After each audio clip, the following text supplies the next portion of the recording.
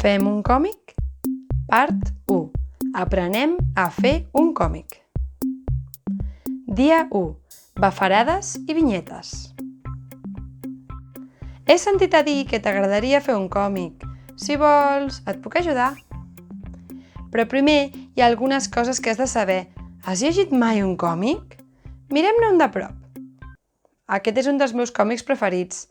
Es diu Bibi i Tobi i tracta d'unes formigues molt espavilades. Fixa't en les parts, en els diàlegs...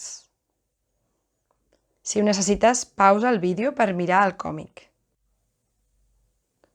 Mirem el còmic més de prop. Mira, aquí dalt hi posen el títol i l'autor. Cada una d'aquestes bombolles es diuen bafarades. Són per quan els personatges parlen.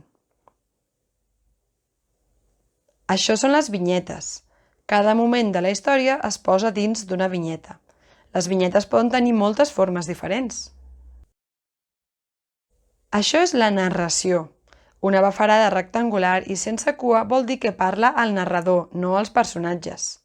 Veieu que a la mateixa vinyeta, a baix, hi parla un personatge? La bafarada té una cua. Les cues sempre apunten al personatge que parla. Tasca. Quantes bafarades hi ha? Quantes vinyetes hi ha? Quin és el títol? Hi parla el narrador? Ara que ja saps el que són les bafarades, potser que mirem tots els tipus que hi ha. Tipus de bafarades segons la forma. Per parlar, quan els personatges parlen. La veieu? És rodoneta, encara que a vegades és més quadrada i té una cua. Mireu just a baix. Per cridar. Quan els personatges criden, s'acostumen a fer bafarades així més anguloses, amb punxes. Per últim, veieu aquest nuvolet? Això s'utilitza quan els personatges pensen, no quan diuen les coses en veu alta.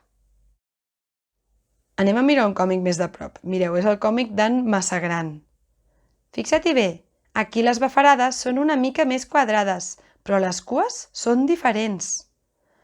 Si us hi fixeu, en la primera vinyeta, encara que la bafarada és bastant quadrada, té una sèrie de rodonetes blanques. Doncs sí, això és que el Massagran, el personatge principal, està pensant. El mateix passa a la segona vinyeta, la de la dreta, on hi ha un gos que està pensant alguna cosa. Però, en canvi, a la tercera, la que veieu al mig, a l'esquerra, hi ha un senyor que pregunta una cosa al gos. Aquí el senyor, de fet, està parlant, perquè, com veieu, la cua és una cueta normal. Però el gos, en canvi, li contesta grrr. Veieu que és més com un llampec, aquesta cua? Això és que el gos està cridant. Mireu el còmic un altre cop i feu la tasca. Quantes bafarades hi ha? Quants cops pensen els personatges? Quants cops parlen en veu alta? Hi ha algú que cridi? Hi ha narrador? I ara tenim una altra tasca. Completa el diàleg. Mireu, aquí hi ha una senyora, no sabem si és la mare o la professora, que diu «Nen, has de fer els deures!» I què contesta el nen? Tu tries. Dia 2. Vinyetes i ordre. Saps com es llegeixen les bafarades i les vinyetes? Ordre de les vinyetes. Mira els números. Ho veieu? És el còmic d'ahir. Aquí us he posat els números perquè veieu en quin ordre es llegeixen les vinyetes. Tenim de l'1 fins al 8. Mireu-vos-ho bé. Exacte, es llegeix d'esquerra a dreta i de dalt a baix. Si us hi fixeu, l'ordre de les bafarades és igual. Ho veieu? La primera vinyeta, d'aquí, és on el senyor diu «Bon dia, nen, què mires, maco?» Com que està a l'esquerra i a dalt, és la primera bafarada. La segona és el gos que està grunyint. Llavors passem a la següent vinyeta. Ho veieu? El següent diàleg és el que posa un 3. «Ai, si és una bèstia!» I el que està a continuació, el del gos, és el 4. Llavors passem a la següent vinyeta, i a la següent, i a la següent. Sempre d'esquerra a dreta i de dalt a baix. Tasca. Completa el següent còmic amb els textos a les bafarades. Recorda de posar-hi el títol i l'autor. Completa tot el que diuen els personatges. Tasca. T'agrada llegir còmics? Busca un còmic per casa o per internet i llegeix-lo. Mira les parts que té, les vinyetes, les bafarades... Dia 3. Comencem a crear la nostra història. Suposo que ja deus estar pensant en com dibuixaràs els personatges, però... No creus que el primer que hem de pensar és la història? Comença pensant la teva història omplint aquest quadre. Mireu, en aquest quadre de l'esquerra hi tenim el títol, els personatges que apareixeran a la història i també qui serà el protagonista. També hi ha el lloc.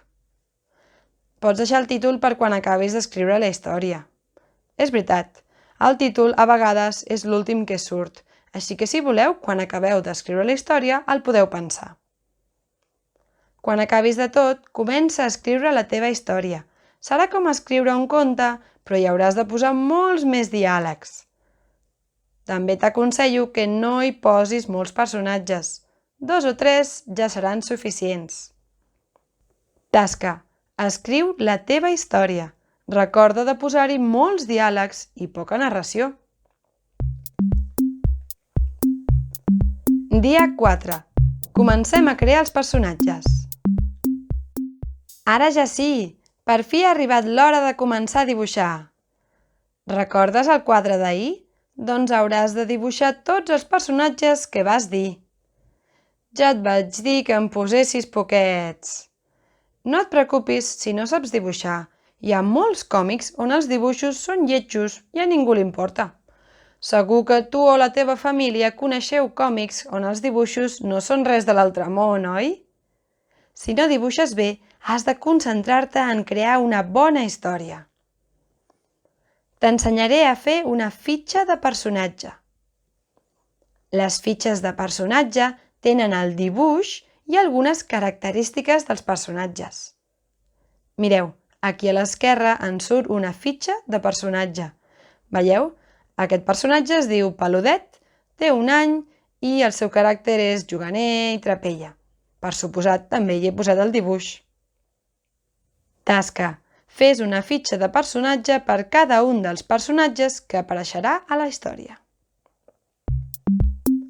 Dia 5. Organització de la història en vinyetes. Ja quasi hem acabat d'organitzar la nostra història. Ens queden només els passos finals. Estic impacient. Però no creus que hauríem d'organitzar la nostra història en vinyetes? Si no, com sabrem què hem de dibuixar a cada lloc? Primer de tot recordem el que vam fer fa uns dies. Et mostro el que vaig fer jo. Ho veieu? Aquí hi ha la fitxa d'història d'aquest noi. Ell farà un còmic que es titularà Els monstres trapelles. Els personatges seran el Peludet, la mare i el pare. El protagonista serà el Peludet i el lloc serà a la ciutat monstre. I aquesta és la meva història. A veure, anem a llegir-la. Títol: Els monstres trapelles. Fa molt de temps vivia a Ciutat Monstre un monstre una mica especial. Es deia Peludet i tothom pensava que estava una mica boig perquè no volia menjar nens. Els seus pares estaven desesperats. Pares: fillet, si no menges nens per sopar, et quedaràs petit com un cigronet. Peludet: no penso menjar-me mai cap nen. Fins que un dia... Aquest era un exemple d'història. Per suposat que tu has de fer una història que tingui un principi, un nus i també un final, d'acord? Per transformar aquest conte en un còmic, primer hem de començar a decidir què hi posarem a cada vinyeta. Agafem el conte que hem escrit i decidim la part que anirà a cada vinyeta. Mira la meva història. L'he dividit en 3 vinyetes. Ho veieu aquí? Aquest és el conte que abans us hem explicat. Simplement hem pensat què hi podríem posar a cada vinyeta. Per exemple, la primera vinyeta serà la introducció de la història i segurament això serà un text del narrador. En la segona vinyeta posarem els pares i una mica del diàleg. Fillet, si no menges nens per sopar et quedaràs petit com un cigronet. Això ho diran els pares, així que haurem de fer una bafarada i dibuixar els pares.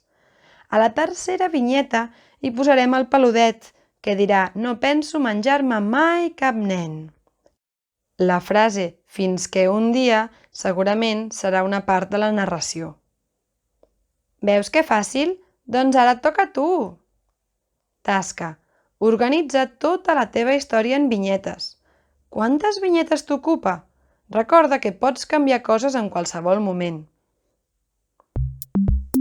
No et perdis la segona part del repte. Encara ens queda el més important! I tant, hem de fer el còmic! Adeu!